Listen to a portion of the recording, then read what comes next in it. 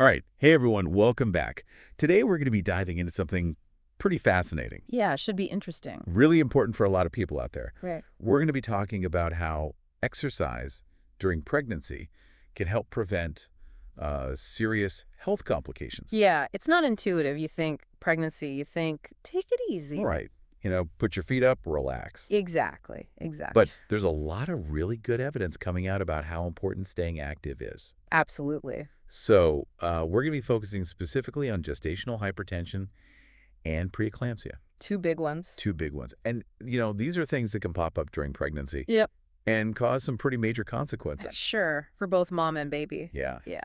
And what's crazy is by the end of this deep dive, Hopefully, you're going to see why exercise is a key player. it's being recommended as a key preventive measure. Totally. So that's kind of what we're going to be looking into today. Yeah, I'm excited to break it down. Yeah. So let's just get right into it.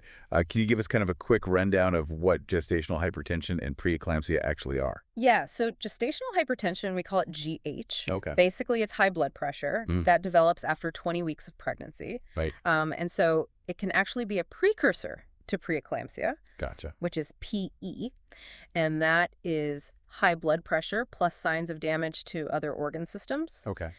So most often we're talking about the liver or kidneys. So it's not just the blood pressure. Exactly. It's high blood pressure plus Just... something else going on. Okay. And so unfortunately, both of these conditions can lead to complications, Of course. like premature birth or growth restriction for the baby. Yeah, so these are pretty serious conditions. Absolutely. And pretty common, I imagine, too. Sadly, they are. Yeah. They're a major global concern for maternal and fetal health. Wow. So All right. all the more reason to try to prevent them, right? For sure. And that's where exercise comes in. This is like the most amazing thing to me is that regular exercise Yeah. can significantly reduce your risk of these conditions. It's so cool and so counterintuitive. Yeah, right. Like you said. So we're talking about systematic reviews have shown that exercise interventions alone, nothing else, right, can lower the odds of developing GH by 39%. That's huge. And PE, even more impressively, Get out of here. by 41%. Wow. 41%. Yeah. Pretty incredible. That's amazing. So what kind of exercise are we talking about here? Like what is enough? Yeah, good question. So they're talking about around 600 MET minutes per week of moderate activity. Okay. 600 MET minutes sounds like a lot. Yeah, I know. It's like, what does that even mean? Yeah. So break that down for us. Like, what does that actually look like in real life? Yeah, so you think about it, like in terms of time, that's about 20 minutes a day of something like brisk walking or swimming. Okay. That's not bad at all. No, it's totally manageable. So I don't have to, train for a marathon or anything? Nope, not at all. Moderate is key here. That's good to hear. I'm sure our listeners are relieved. Yeah.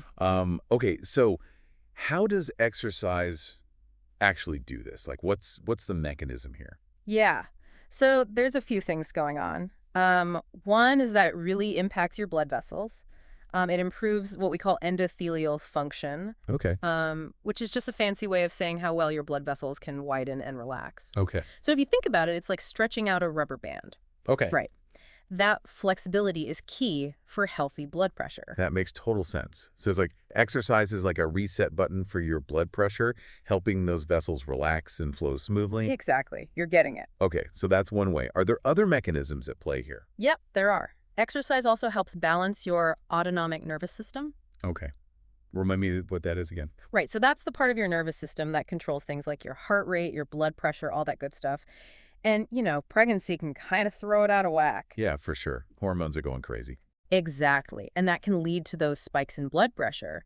But what's cool is exercise is like training your body to stay calm and collected, even under pressure. Interesting. So it's like a stress buster for your blood pressure. I like that. That's a great way to put it. I never really realized, we all know exercise is good for you, but I never really thought about the impact it would have on blood pressure specifically. Yeah, it's pretty powerful. And we're not even done yet. Oh, there's more. There is. Don't forget about weight management. Right. Maintaining a healthy weight gain during pregnancy is really important, and exercise can help you do that. It just reduces that extra strain on your cardiovascular system. Okay, yeah, that totally makes sense. So we've got the blood vessels, we've got stress management, we've got weight control. Anything else we haven't touched on yet? Oh, yeah, we've got a couple more. So Exercise also has some pretty powerful anti-inflammatory effects. Okay. And this is important because preeclampsia, remember, is often linked to inflammation. Right, right. So, by reducing inflammation, you're essentially reducing your risk. Okay, so it's like a multi-pronged attack on these conditions. Exactly.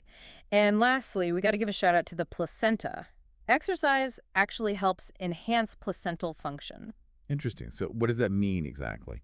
It means the placenta, which is responsible for delivering nutrients to your baby, Hmm. can work more efficiently. Okay, so a healthier placenta equals a healthier baby. You got it. All right, so we've got improved blood flow, better stress management, weight control, reduced inflammation, and a happy, healthy placenta. That's quite a list. It really is. Exercise is a pretty incredible tool. Okay, so I know what our listeners are thinking right now. All this sounds great, but what does this actually look like in my daily life? What are some practical tips they can take away from this? That's the million-dollar question, right? And the good news is we're not talking about hardcore gym workouts here. Remember, moderate is the key. Walking is fantastic. Yeah, easy to do. Exactly. Swimming is another great one, very gentle on the joints, and even some light resistance training, as long as you have your doctors okay. Okay, so pretty much something that everyone can do, and we're talking only 20 minutes a day. Yeah, that's all it takes. You don't need a fancy gym membership or any special equipment. Just get moving. Yeah, make it part of your routine. Exactly. And of course, I always have to say this. Mm-hmm. Always a good idea to have a chat with your doctor before starting anything new, especially during pregnancy. They might have some specific recommendations based on your individual situation. Of course. And just to put everyone's mind at ease, studies have actually shown that there are no adverse outcomes for either mom or baby from moderate intensity exercise during pregnancy, right? That's right. The research is very clear on that. The benefits far outweigh any potential risks. So there you have it. Remember, exercise during pregnancy isn't just about staying fit. It's a powerful tool to protect both your health and your baby's well-being. Couldn't have said it better myself. So I'm going to leave you with this thought. Now that you know the benefits, what kind of moderate activities do you think you could realistically incorporate into your routine? Think about it. It's worth it for you and your little one. Thanks for tuning into our deep dive today, and we'll see you next time. See you later.